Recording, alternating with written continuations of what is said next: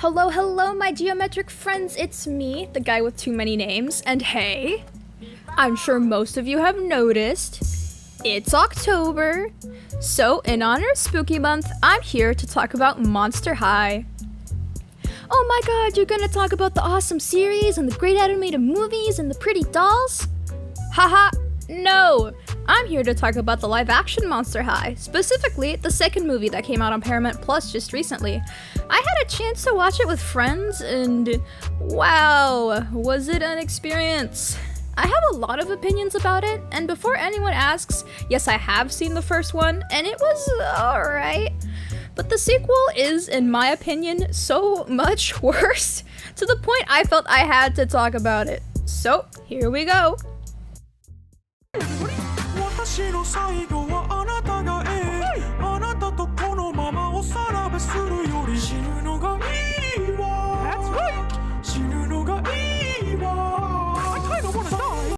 the start of the movie, we get a shit ton of exposition dropped on us about how our main character, Claudine, became famous due to the events from the prequel, and how half-human racism in the monster school is no longer tolerated because she killed a big baddie that would have killed all the other kids in the school. Yippee for Claudine! And in case you thought you would only be subject to some odd CGI and a very, very weird plot, you can rest assured that your ears will also be subject to a soundtrack of original songs, ranging from pretty good, look at you and me on the same side, loving this bewitched state of mind, it's too powerful to hide, and there's a reason we've got magic, to that is the most basic ass song I have ever heard. my heart goes boom, boom, boom, what if they see right through? It's not even the fault of the singers, they all have really great voices. It's just that everything else about the songs is so generic. I don't know if it's just me, but I did not remember a single word from any of the songs when I was done watching it.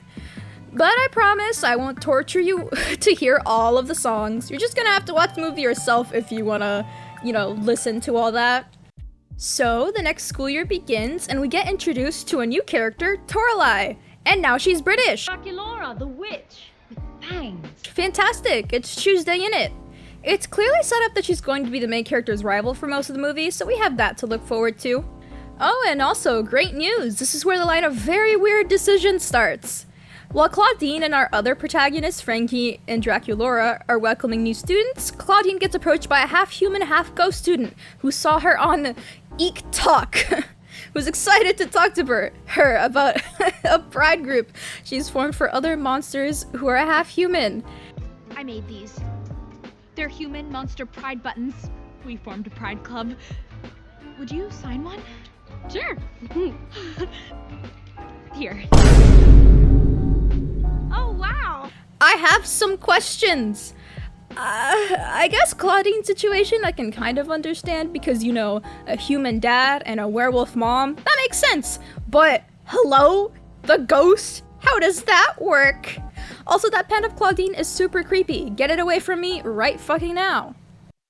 Draculaura ends up meeting another character who's gonna be important later, named Ellis. They have the standard AFMAO Minecraft roleplay meet where they bump into each other and then they get along a little too quickly. We watch Claudine and Deuce have their romantic tension moment about him wanting to leave on his Gorgon whatever the fuck before we finally cut to the first main subplot of the movie! Yay! Headmistress Bloodgood explains that it's time for the school to choose a student to be the prefect. Oh, and the school is alive, by the way, 10 out of 10 would smash. The school ends up picking both Claudine and the British cat as candidates, so the school is gonna watch them both for a few days and form a decision of the best leader based on that, aka based on popularity. Draculaura and Ellis then sing another okay song while they bond over the fact that they both get bullied for their hobbies. Meanwhile, Frankie has an existential crisis about their self-worth. But there's no time for deep, meaningful conversations right now, guys, because some spooky witches in black robes have broken into their dorm.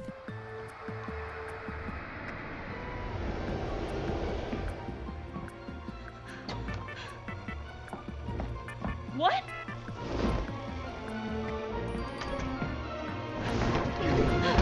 What are you doing here?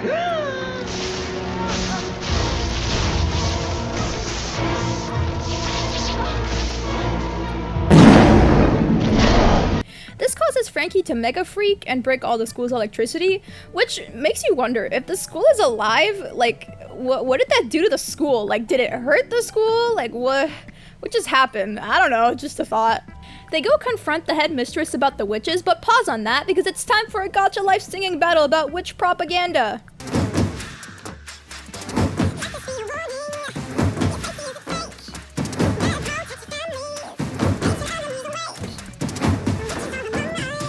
I'm sorry, this is genuinely really funny. I don't think I've seen something like this happening since Disney Channel movies. They really made them do the goofiest choreography. Like, look at this shit. I can't. Toralei ends up winning the sing-off, and honestly, I think Bloodgood made the right call.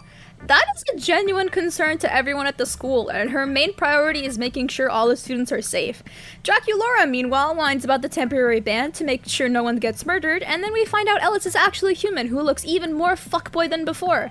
Fantastic. Troy Bolton's cousin, twice removed, convinces Draculaura to go talk to his mother at their Salem coven so that they can end whatever vampire witch feud they have going on. Remember the name of that coven, it'll be important later. She sets up a clone of herself who sneezes and shits 24/7 while Daddy Drac calls to tell Frankie and Claudine that he decided to throw Draculaura the small party she wanted for her birthday. Best dad ever, Dracula please call me, I'm free on weekends. Claudine and the gang find a clue to where Draculaura may be, and she goes out into the human world to look for her. Meanwhile, Heath continues being the most iconic character in the whole movie. I wish I had a cake printer. He shouldn't have followed Claudine, but you know, I support Heath's rights and wrongs. A werewolf girl makes her way to the address on the card she found, and it's a place called Coleman Eves. Now, get fucking ready for this. You will not believe this. I promise you, whatever you're thinking, it is not as insane as what Frankie is about to say. Coleman Eves? It's an anagram. It's an anagram? What's an anagram? It's a word or phrase that uses the same letters to spell different things. Like a secret message. Salem Coven. Wait, the company's a coven? The mother of all covens from the Salem witch trials. The Salem witch trials? 1692 colonial Massachusetts, 200 people were accused of practicing witchcraft, 19 witches were executed. Frankie ends up realizing that this is an anagram for Salem Coven, and ends up revealing that it's quote-unquote the mother of all covens from the Salem witch trials. Bitch, what?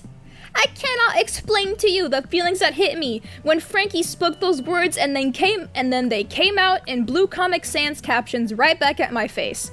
Holy shit! I'm sure most of you know what the Salem witch trials are, but in case you don't, or you need a little bit of a recap, the Salem witch trials were a series of horrible executions that took place in colonial Massachusetts from February 1692 and May 1693. In Salem Village, the Puritans who lived there were heavy believers in the supernatural. They had some other sources for tension as well, like the spreading cases of smallpox, or being afraid they would be attacked by the French or by Native Americans who lived there. Back then, when a kid would randomly get really ill or just say something that they couldn't understand, they would immediately accuse it to be the work of a witch. People wanted some kind of explanation to these events, and they figured that would be how to do it. However, a lot of people then began accusing others who they simply didn't like, taking them to trial for being witches, and claiming nonsense statements as spectral evidence, which the court accepted. During this time, over 150 people were accused. 19 of them died while many of them remained imprisoned. These people, being mostly women, were killed just because of awful evidence that couldn't possibly be true. People were afraid, they were angry, and they wanted someone to blame, or just they wanted to see someone hurt. Malleus Maleficarum is a book from the times that details why and how someone should be accused of witchcraft. It discusses many questions, such as why a greater number of witches is found in the fragile feminine sex than among men. Very interesting. Knowing these things and having knowledge about this book, if you ask me, it's absolutely disgusting that anyone on the writing team thought it was even remotely okay to use this as a plot point in their kids' movie, even more so by stating that the 19 innocent people who were killed were actual witches! Are you kidding me? I'm a big fan of looking at the philosophical factor of how people think when it comes to things such as the supernatural or relating to religion. Whether those things are good or bad, so when I saw this scene for the first time, I got so angry that I almost cried. Who on earth wrote this down, and who approved it thinking it was a good idea? Dear God, absolutely horrendous. Not even the slightest amount of respect for the people that were unjustly executed. If you'd like to learn more about the Salem witch trials, there are a ton of good resources you can find online, ranging from videos to websites to books. I heavily recommend checking them out, if nothing more to do a better job honoring the people who died than this movie ever fucking did. We're done with the serious stuff now, I promise. Once this lore bomb is dropped, Draculaura meets Ellis's mom at the MLM head office while Claudine goes super spy trying to find her. The movie then remembers that the other subplot exists with a call from Cleo about how Claudine is getting absolutely cooked by European Garfield. We put that back in the plot bag for a while, and then Frankie has another existential crisis while talking to Green Heron pronouns. Claudine finds Draculaura in her private suite, and they begin to sing a song with some weird sapphic undertones before Frankie interjects and makes it about them. Awesome sauce. Just don't tell me that it's over, 'cause I can't let go. You've been there for my highs and my all-time lows. My head says you're right, but my heart says you're wrong.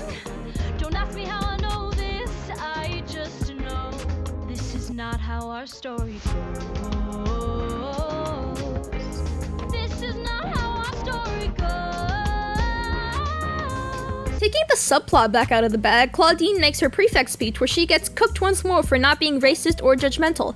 Then we put it back in and see that Draculaura got mega juked and she's getting kidnapped so telenovela lady can serve her evil plan up. I need them. I'm sorry, that's not possible. And here is where I have another question. Supposedly, Draculaura's birthday, according to previous generations, is February 14th, Valentine's Day. So I'm surprised there's not, like, more celebration about that, you know, since it's a holiday.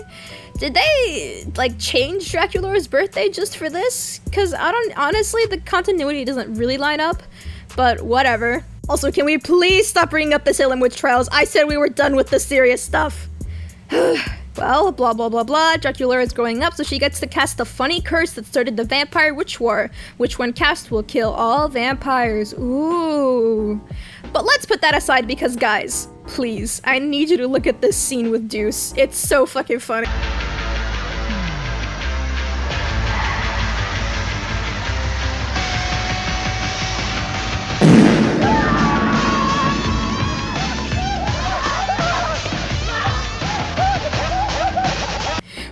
Fuck, bro. I promise you, if that happened where I live, Deuce would get fucking run over and get a lot of car honks. People would not be that scared. They're more, you know, concerned about getting to Starbucks on time than killing people, so...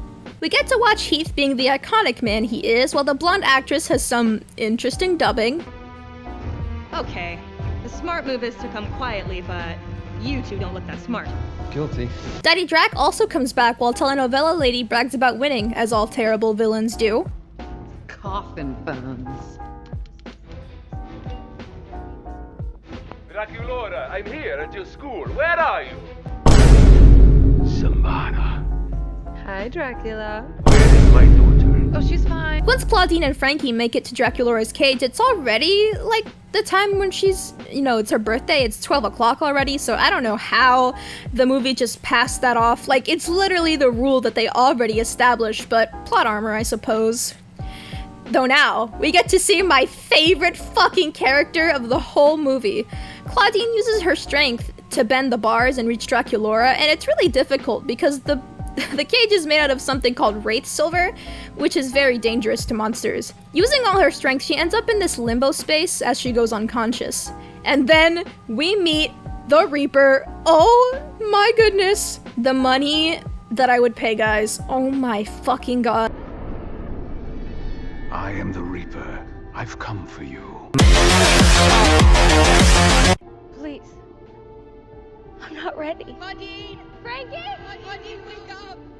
Frankie! The dead must rest.